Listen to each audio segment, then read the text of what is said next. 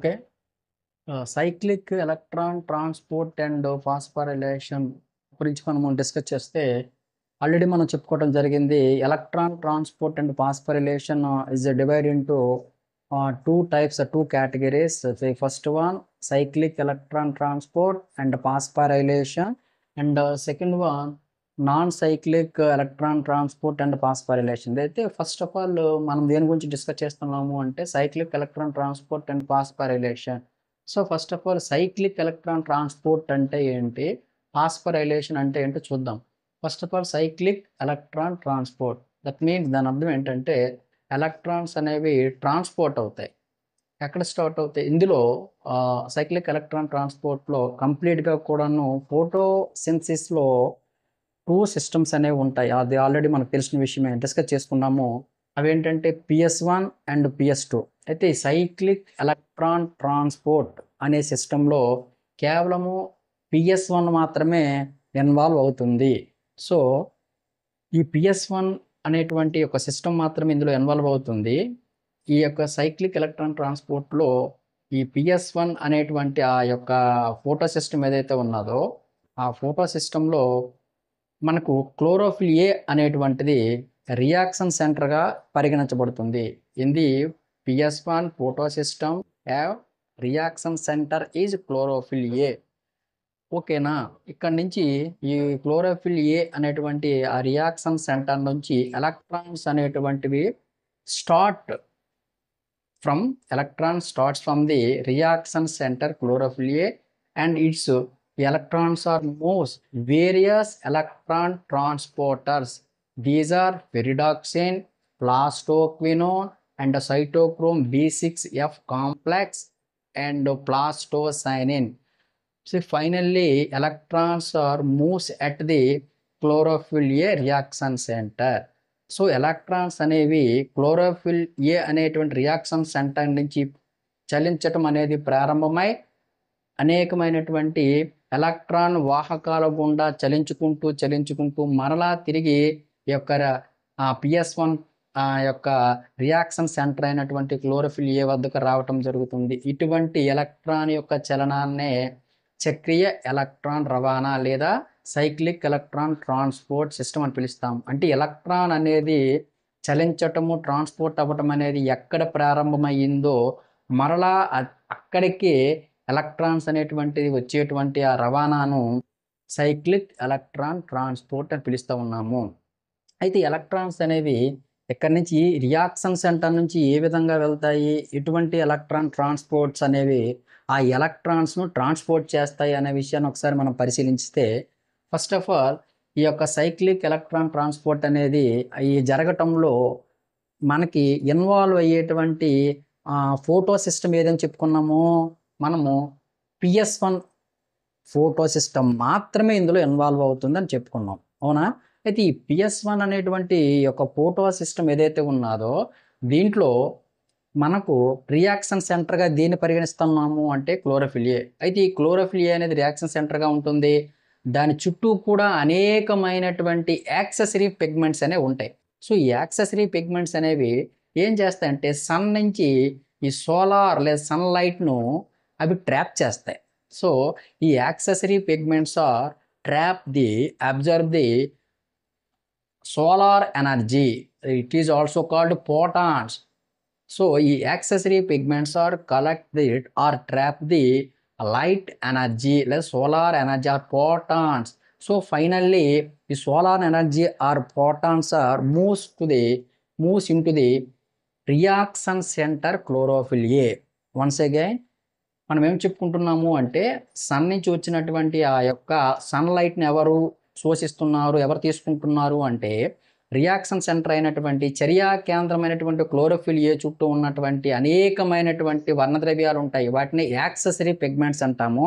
ఈ accessory pigments అనేటువంటివి ఈ యొక్క సూర్యుని నుంచి వచ్చినటువంటి ఆ యొక్క కాంతిని శోషించుకోవడం జరుగుతుంది. ఆ కాంతిలో ఉండే శక్తిని ఫోటాన్స్ అంటాం. దాన్ని మనం ఏం చెప్పుకుంటున్నామంటే సోలార్ ఎనర్జీ, లైట్ ఎనర్జీ అంటున్నాము. సో, ఈ లైట్ ఎనర్జీ ఫైనల్‌గా ఎక్కడికి వెళ్తుందంట? చర్యా కేంద్రమైనటువంటి రియాక్షన్ సెంటర్ ఏదైతే ఉన్నదో ఆ క్లోరోఫిల్ ఏకి వెళ్తుంది. సో ఆ రియాక్షన్ సెంటర్ అయినటువంటి క్లోరోఫిల్ ఏ ఏం చేస్తుందంటే ఈ సోలార్ ఎనర్జీ లేదా లైట్ ఎనర్జీని ఫోటాన్స్ను converts into the chemical energy ఎలా మారుస్తుందంట? ఈ లైట్ ఎనర్జీ ఏదైతే ఉన్నదో ఈ లైట్ ఎనర్జీని ఇది కెమికల్ ఎనర్జీగా కన్వర్ట్ చేస్తుంది. అయితే కెమికల్ ఎనర్జీని వీటిని పిలుస్తాము అంటే ఏటీపీ మరియు ఎన్ఏడిపిహెచ్ని పిలుస్తాం. So ATP and NADPH both are ATP and NADPH. So ఈ both are chemical energies. So ఈ విధంగా కూడాను ఇందులో ఏర్పడడం జరుగుతుంది. అయితే ఇందులో ఎన్ఏడిపిహెచ్ కొంచెం చూసుకునే బదులు మనము ఏటీపీ అనేది ఎలా ఏర్పడుతుంది, కెమికల్ ఎనర్జీ అనేది ఏటీపీ అనేది ఏ విధంగా ఫార్మేషన్ జరుగుతుంది అనేది చూద్దాము. అయితే ఫస్ట్ ఆఫ్ ఆల్ ఎలక్ట్రాన్స్ అనేవి ఈ యొక్క రియాక్షన్ సెంటర్ అయినటువంటి క్లోరోఫిల్ నుంచి సో ప్రారంభమై ఎలా వెళ్తున్నాయి, ఎలా ట్రాన్స్పోర్ట్ అయ్యి ఫైనల్గా ఎలా వస్తుంది అనే విషయాన్ని ఒకసారి మనం చూసుకుంటే ఇన్ దిస్ సిస్టమ్ ఈ accessory pigments are trap the sunlight.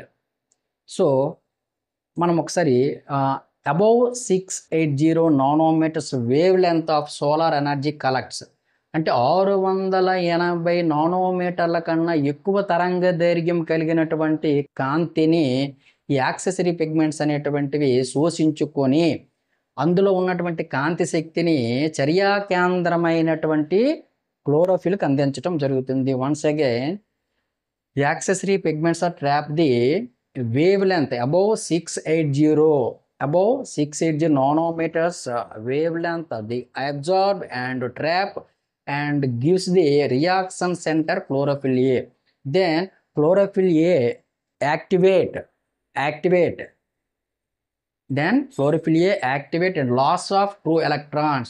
So ఎప్పుడైతే మనకు 680 నానోమీటర్ల కన్నా ఎక్కువ తరంగ దైర్ఘ్యం కలిగినటువంటి కాంతిని యాక్సెసరీ పిగ్మెంట్స్ తీసుకొని చర్యా కేంద్రమైనటువంటి క్లోరోఫిల్కి అందిస్తాయో వెంటనే చర్యా కేంద్రమైనటువంటి క్లోరోఫిల్ ఏ ఉత్తేజితం చెంది యాక్టివేషన్ అయ్యి 2 ఎలక్ట్రాన్లు కోల్పోతుంది. ఇలా కోల్పోయినటువంటి 2 ఎలక్ట్రాన్స్ను ఫస్ట్ ఎవరు తీసుకుంటారు అంటే ప్రైమరీ ఎలక్ట్రాన్ యాక్సెప్టర్ తీసుకుంటుంది. ఓకేనా? ఎవరు తీసుకుంటున్నారు? Primary electron acceptor. దీన్నే ప్రాథమికమైనటువంటి ఎలక్ట్రాన్ గ్రహీత అని పిలుస్తాము. సో ప్రైమరీ ఎలక్ట్రాన్ యాక్సెప్టర్ తీసుకుంటుంది. ఆ తర్వాత ఎలక్ట్రాన్స్ ఈ 2 ఎలక్ట్రాన్స్ ఆ తర్వాత ఎలక్ట్రాన్ ట్రాన్స్పోర్టర్ అయినటువంటి ఫెరిడాక్సిన్ తీసుకోవటం జరుగుతుంది. ఆ ఫెరిడాక్సిన్ నుంచి ఈ 2 ఎలక్ట్రాన్స్ తర్వాత నెక్స్ట్ ఎలక్ట్రాన్ ట్రాన్స్పోర్టర్ అయినటువంటి ప్లాస్టోక్వినోన్ తీసుకోవడం జరుగుతుంది. ఈ ప్లాస్టోక్వినోన్ నుంచి తర్వాత ఈ 2 ఎలక్ట్రాన్స్ కూడా ఎక్కడికి మూవ్ అవుతాయమ్మా? Cytochrome B6F complex, cytochrome B6F అనేటువంటి సంక్లిష్టంకి ట్రాన్స్పోర్ట్ అవ్వడం జరుగుతూ ఉన్నది. ఆ తర్వాత ఈ 2 ఎలక్ట్రాన్స్ కూడాను సైటోక్రోమ్ B6F కాంప్లెక్స్ నుంచి ప్లాస్టోసైనిన్కి రావడం జరుగుతుంది. ఫైనల్గా ఈ ఎలక్ట్రాన్స్ ప్లాస్టోసైనిన్ నుంచి మరల రియాక్షన్ సెంటర్ అయినటువంటి క్లోరోఫిల్ ఏకి రావడం జరుగుతుంది. అంటే ఎలక్ట్రాన్స్ ఈ 2 ఎలక్ట్రాన్స్ కూడాను ఉత్తేజితం ఎక్కడి నుంచి ప్రారంభమయ్యే మూవ్ అవ్వటము?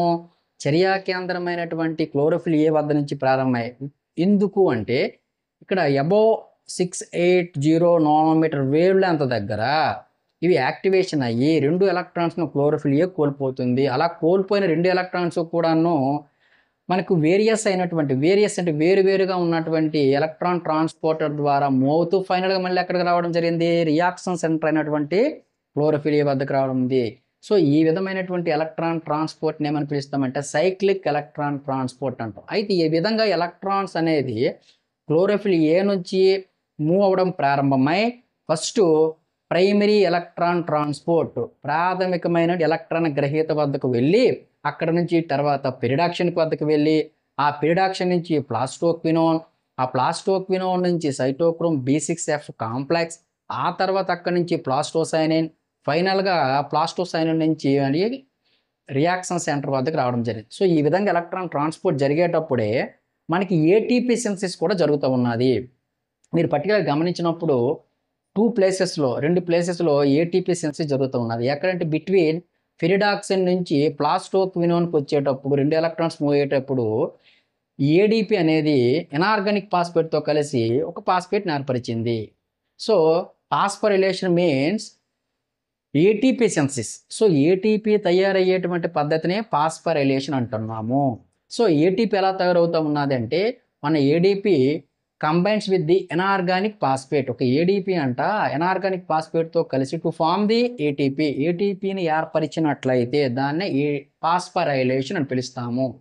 అయితే ఇక్కడ మనం పర్టికులర్గా గమనించినప్పుడు పెరిడాక్సిన్ నుంచి ప్లాస్టోక్వినోన్కు ఎలక్ట్రాన్ ట్రాన్స్పోర్ట్ అయ్యేటప్పుడు ఏడీపీ అనేది ఎనార్గానిక్ ఫాస్ఫేట్తో కంబైండ్ అయ్యి ఏటీపీని ఫార్మేషన్ చేయడం జరిగింది. So it is phosphorylation. So ఇది ఒక ఏటీపీ.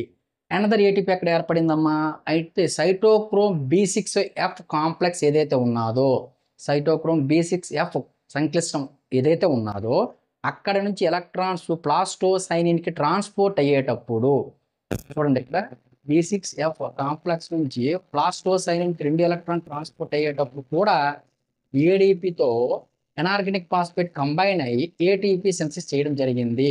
అంటే మనకి ఈ ఎలక్ట్రాన్ జరుగుతున్నటువంటి సమయంలోనే 2 ప్లేస్ ఏటీపీ సింథసిస్ అనేది ఉంది. సో ఏటీపీ సింథసిస్ అని ఏమంటాము ఫాస్ఫరైలేషన్ జరిగింది ఇక్కడ. సో ఎక్కడ అంటే ఏడాక్సితో ట్రాన్స్పోర్ట్ అదే విధంగా సైటోక్రోమ్ B6 కాంప్లెక్స్ నుంచి ప్లాస్టోసైనిన్కు 2 ఎలక్ట్రాన్స్ ట్రాన్స్పోర్ట్ అయ్యేటప్పుడు కూడా ఈ యొక్క ఏటీపీ సింథసిస్ జరిగింది. సో ఈ విధంగా సైక్లిక్ ఎలక్ట్రాన్ ట్రాన్స్పోర్ట్లో ఎలక్ట్రాన్స్ అనేటువంటిది రియాక్షన్ సెంటర్ క్లోరోఫిల్ ఏ వద్ద మూవ్ అవడం స్టార్ట్ అయ్యి వేరియస్ ఎలక్ట్రాన్ ట్రాన్స్పోర్టర్ ద్వారా మూవ్ అవుతూ ఫైనల్గా కూడా మళ్ళీ క్లోరోఫిల్ ఏ వద్దకు రావడం జరిగింది. ఈ విధంగా ఎలక్ట్రాన్స్ ఎక్కడైతే చలించడం లేదా మూవ్ అవడం ప్రారంభమైందో మళ్ళీ అదే ప్రాంతం వద్దకు రావటాన్ని సైక్లిక్ ఎలక్ట్రాన్ ట్రాన్స్పోర్ట్ అంటాము. ఇలా ఎలక్ట్రాన్స్ సైక్లిక్గా ట్రాన్స్పోర్ట్ అవుతున్నటువంటి సమయంలోనే 2 ఏటీపీస్ అనేవి సింథసిస్ అవ్వడం జరిగింది. దీన్ని ఫాస్ఫరైలేషన్ అంటాము. So this is the topic cyclic electron transport and phosphorylation. Okay.